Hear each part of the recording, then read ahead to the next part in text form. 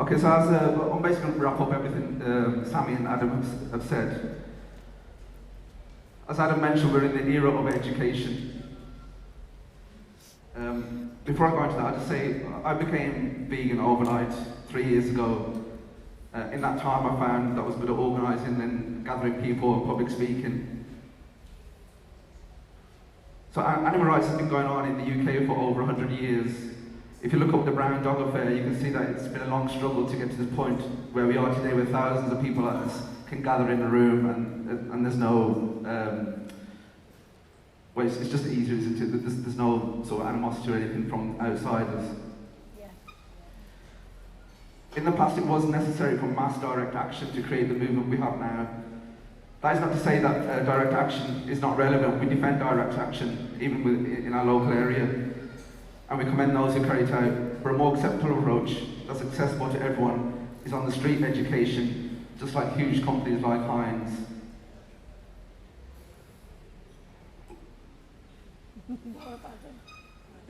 So what type of education do we need? We're living in an information age, and information is vital.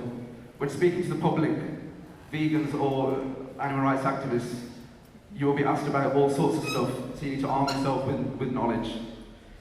Don't expect yourself to know the answer straight away, but know how to get that answer.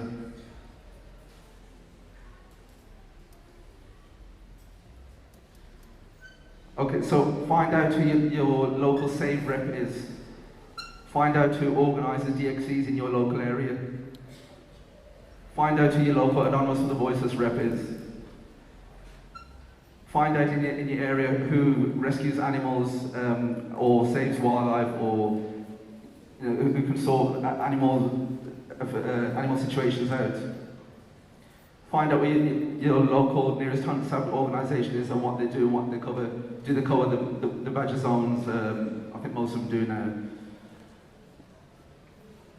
Also find out where is your local RSPCA. I know it's not the most favoured organisation in the vegan movement, but it's still necessary that we have these people in your local area and on board, because the thing that they can do that we can't do.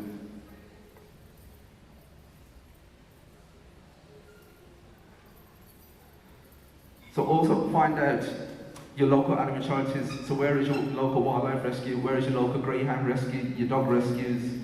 Who deals with cats and who deals with rabbits? In your local area there will be a certain person that knows more about dogs or knows more about rabbits. Find out who the people are. Get a list together of the types of people that you need to get in contact with. Find out what local businesses can provide a vegan service, and if they don't provide one, make them provide one. Recently, where I live in Warsaw, there was a family chip shop that's been running for 30 years. He hadn't even heard of the word vegan. I walked in and says, what's this about gluten-free Fridays you do? He goes, well, we've got a separate fryer. I said, so, well, do you want to put a vegan option on? He goes, what? What's vegan? A year down the line, he now has, that's quite an old picture, he now has 20 vegan options in his family-run business, and he's telling people.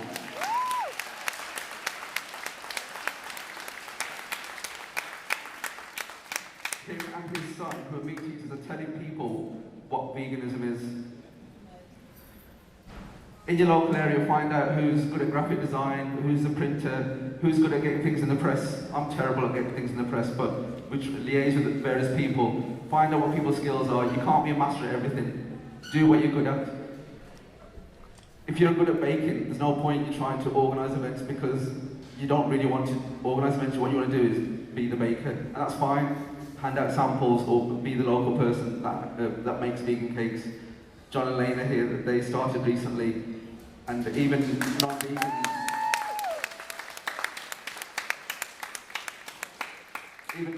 are buying cakes off them without batting an eyelid. You know, we moved a long way from where veganism was about 4 or 5 years ago. Find out what your other local charities are. Even though we're animal rights activists, people will ask you where your local homeless rescue is, the local environmental groups. So at the moment, AXR and XR are a big thing. Find out who the local rep is for them. So you're basically trying to create a local movement. There is no excuse in any sleepy village that there is no veganism. You can drive up any country lane and you'll find a Marston's pub, a Wetherspoon's pub. There's a vegan presence everywhere. Every person can start a local vegan group.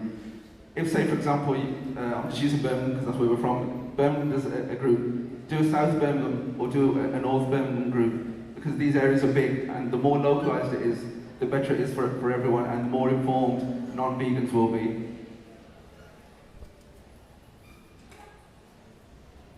Social events are very, very important in a vegan lifestyle. This is partly a social event here, and it's just such refreshing that you're constantly not having to justify yourself, your eating habits, what you're wearing, etc. It's good for your mental mind, and it's good to build bonds. It's also good to sort out your differences when you fall out. I've met about 3 people yesterday that I've fallen out with online, and we've just hugged it out and sorted it out and move on.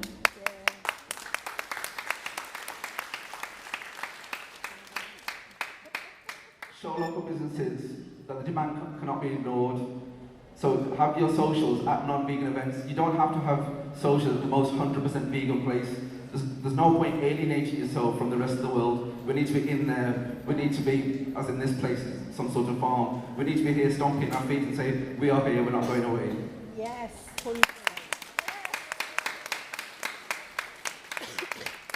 Find out what people's strengths are in activism, as I was mentioning before.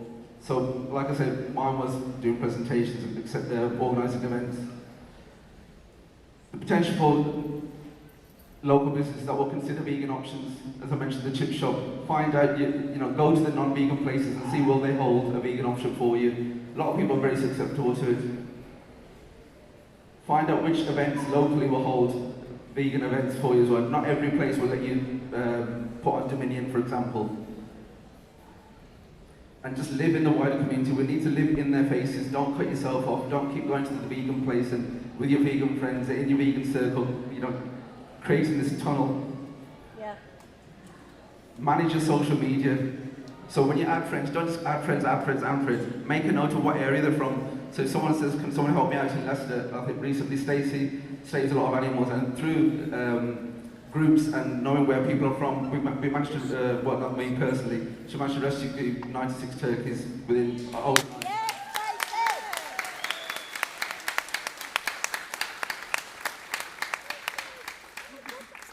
So create that local scene and work together. Since I've only been vegan 3 years, I was active pretty much straight away. But I've worked with PETA, with Viva, I've worked with Joe Carbstrong, the vegan couple. I mean, I'm just Joe Blogs, no one knows. When they're touring, just message them, can you come along to my event? And you'll be surprised how many people say, yeah, it's fine, I'll come along. And it inspires other people. There's this whole resentment towards vegan celebrity culture. Use it, make yourselves bigger, make yourselves known, make it more local, and push forward. Just keep pushing, pushing, pushing. And keep it new. So if you do have a stall, don't have the same stall over and over again, the same samples over and over again. So here, as was just mentioned, the vegan couple came to Birmingham and gave a workshop on activism. The burning dog that Adam was on about earlier, that was through PETA. Write to PETA, say, can we borrow your burning dog? And they'll send it to you. Viva are quite good at novelty sort of activism as well. So we had a blow cow in the town centre which worked really well. It's all about attracting attention from non-vegans. If you're just stood there in a little crowd, no one's going to approach you. Branding is also important. It's important because the non-vegans know who to come to if they're going on that vegan journey. One of the biggest mistakes we make is we tell people, go vegan, go vegan, go vegan, and that's it. There's no support afterwards. Make sure you create that support. And branding goes a long way to do that. Get a business card together and a banner, that's the minimum that you need. You need to come across at least semi-professional, just like all the big companies do. And it does create a lot more attraction and attention from the general public.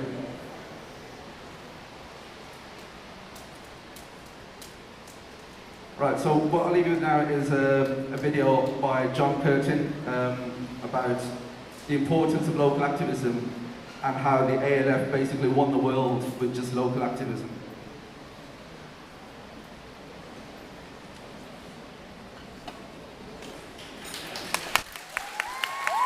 How do people set up And I was sad to see its demise, and I would love to see it come back. It's like that thing, you've got to go along with change, but don't throw the baby out with the bathwater.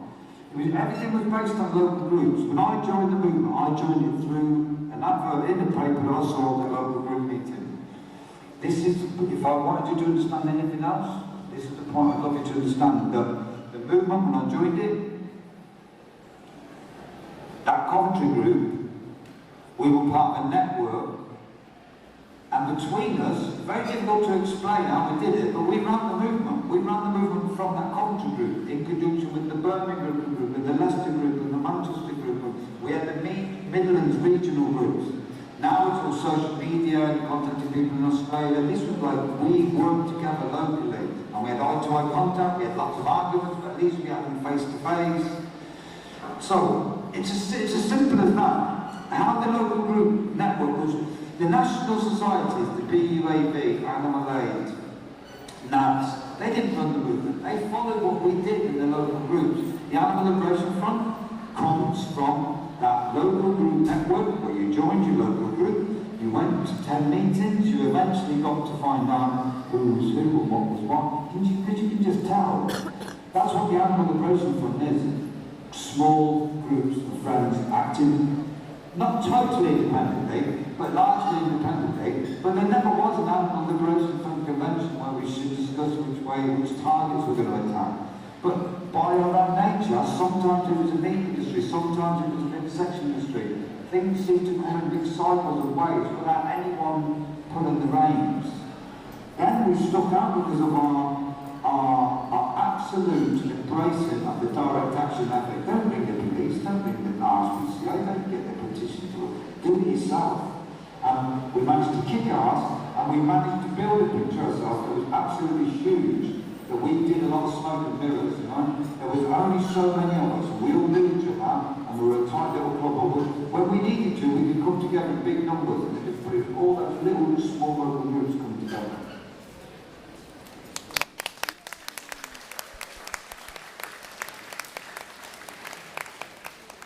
Okay, so the main message is, yes, forward out, we ain't going to marry each other, but forward out is to make up, push forward, and don't let the other side know that you're falling out, and keep pushing, and get them local groups to act together.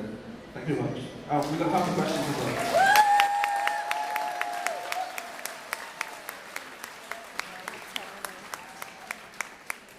Any questions? Yeah.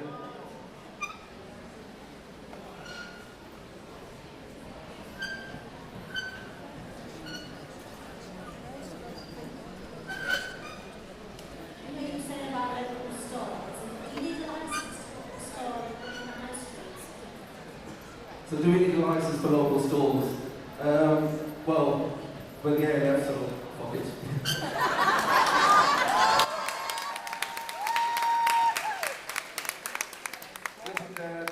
Paperwork-wise, yes, but you're going to get yourself tangled up in all sorts of stuff. Just do the stalls, the police won't say anything, we do stalls everywhere.